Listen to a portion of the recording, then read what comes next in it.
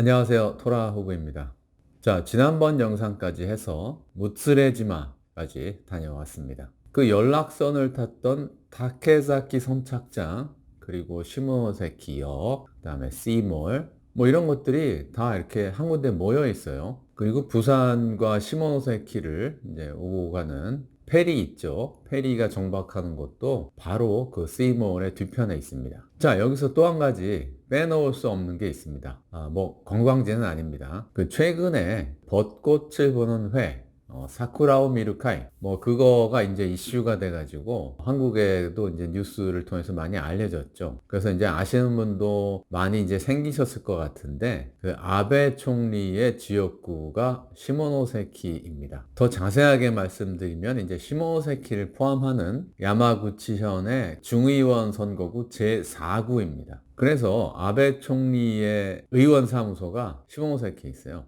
어디 있냐 하면 C몰의 바로 뒤편, 그리고 그 부관 페리가 정박하는 곳에 바로 코앞에 있습니다. 참고로 이 야마구치현의 제4선거구에는 시모노세키를 비롯해서 저 위쪽에 그 나가토 라는 곳까지 이제 포함을 해요. 그런데 아주 옛날에는 이 시모노세키 지역까지 모두 이 나가토라고 불렸습니다. 실제로 시모노세키 역 앞에 가면 나가토라는 이름의 그 시장이 있어요. 그리고 이제 그 동쪽으로 제3구가 있는데, 제3구에는 하기시가 포함이 됩니다. 이 하기시는 제가 지난번 영상에서 잠깐 언급한 적이 있죠. 요시다 쇼잉이라는 사람이 설립한 시오카 손주쿠가 있는 곳입니다. 그 메이지 유신으로 가는 그 정신적 지도자라고 할까요? 어떤 그런 인물입니다.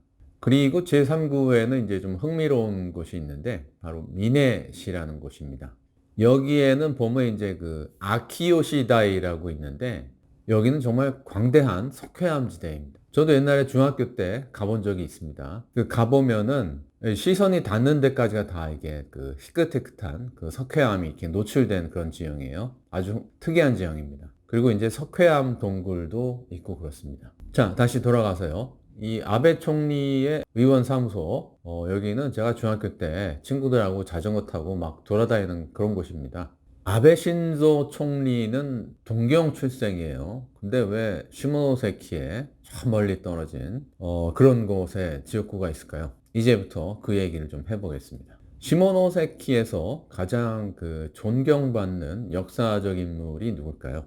제 생각에는 아마도 타카스기 신사쿠입니다. 이번 영상에서 타카스기 신사쿠에 대한 자세한 얘기를 이제 제가 드릴 수는 없는데, 메이지 유신으로 간 과정에서 굉장히 큰 역할을 했던 인물입니다. 이 타카스기 신사쿠라는 인물이 이제 어느 정도냐면은 그 시모노세키에 가보면은 신사쿠라는 이자카야가 있어요. 근데 재밌는 것은 그 이자카야에서 그 내놓는 메뉴 중에 하나가 돌솥 비빔밥이었다는 거. 참 재밌었습니다. 자, 메이지 유신의 주역들, 우리에게는 어떤 인물들이었을까요? 크게 그 두 그룹의 사람들로 이제 구성이 돼요. 하나는 이제 그 야마구치현을 중심으로 한 그 초슈항 사람들, 그리고 또 한 가지는 저 남쪽에, 큐슈 남쪽에 지금은 카고시마죠. 옛날에는 이제 사츠마항이라고 불렸는데, 이 사츠마 출신 사람들, 이 두 그룹이 메이지 유신의 그 주역들입니다. 이 조슈항 출신으로는 방금 전에 나왔던 그 타카스기 신사쿠, 그리고 이제 그 요시다 쇼잉 밑에서 이제 배웠던 이토 히로부미, 이런 사람들이 있어요. 그리고 이제 사츠마 출신 인물이라면은 아마도 한국에 제일 잘 알려진 인물은 이제 사이고 타카모리일 겁니다. 정한론으로 유명하죠.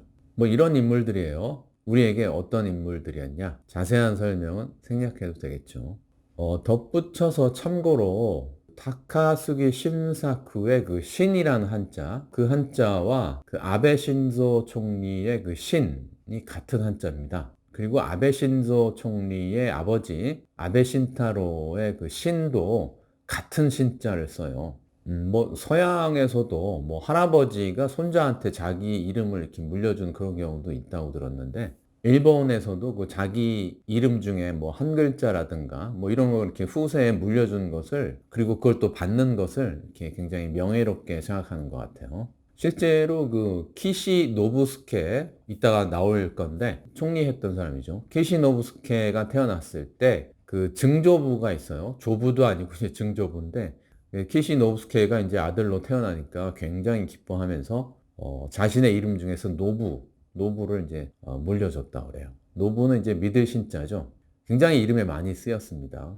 오다 노부나가 할 때도 노부, 믿을 신자죠. 이 다카스기 신사쿠랑 뭐 아베 신조 또는 뭐 아베 신타로 친인척 관계는 아닙니다. 근데 그 사람의 그 글자를 자신들의 그 이름에 부자가 함께 썼다는 것은 뭐 우연일 수도 있겠지만 또 다른 뜻이 담겨 있을 수도 있죠. 확인된 건 없습니다.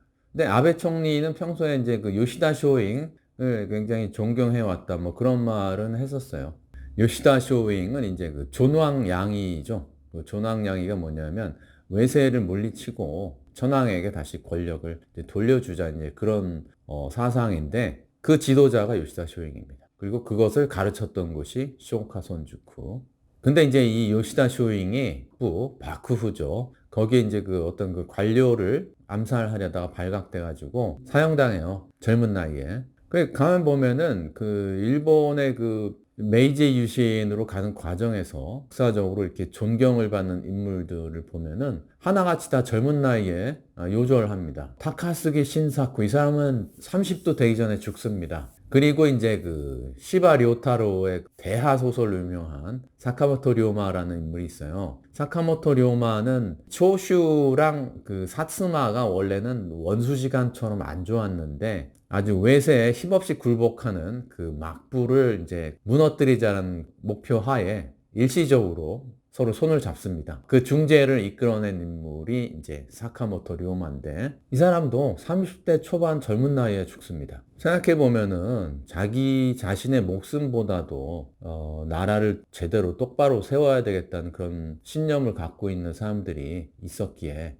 일본의 근대화가 이렇게 성공했지 않았나 이렇게 생각을 해봅니다.